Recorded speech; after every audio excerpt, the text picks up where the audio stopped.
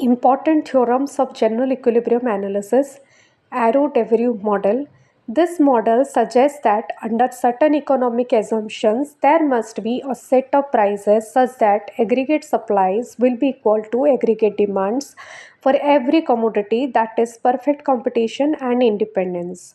सो ये जो एरो-डेवरु मॉडल है, ये एक जनरल इक्विलिब्रियम का एक मॉडल है, जिसमें कि कहा गया है कि वो एक इस तरह जो इकोनॉमी है और जो मार्केट सिचुएशन में प्राइसेस कुछ इस तरीके से सेट होने चाहिए जिसमें कि एग्रीगेट सप्लाई और एग्रीगेट डिमांड इक्वल होना चाहिए हर एक कमोडिटी के लिए, और मार्केट में परफेक्ट कंपटीशन एंड इंडिपेंडेंस होना चाहिए।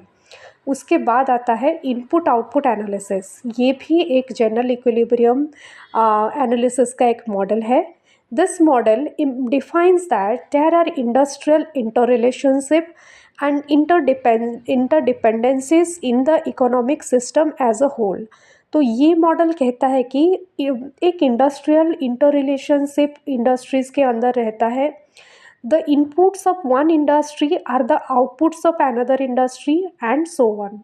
मीन्स एक इंडस्ट्री का इनपुट दूसरा इंडस्ट्री का आउटपुट हो सकता है, और इस तरीके से and they are mutual relationships lead to equilibrium between supply and demand in the economy as a whole. तो इस तरीके से एक इंटर रिलेशनशिप होता है, एक म्यूचुअल रिलेशनशिप होता है, हर एक इंडस्ट्रीज़ एक दूसरे के साथ इंटरडिपेंडेंट होता है, और इस तरीके से एक इक्विलिब्रियम सेट होता है जो कि सप्लाई एंड डिमांड के अंदर वो जो इक्विलिब्रियम होता है वो इकोनॉमी मतलब एज अ होल ये डिसाइड होता है। So it was invented by professor वाजली डब्ल्यू लियोन्टेफ इन 1951। तो ये जो वाजली डब्ल्यू लियोन्टेफ है, ये इनपुट आउटपुट एनालिसिस इन्होंने दिया था 1951 में। Thank you so much.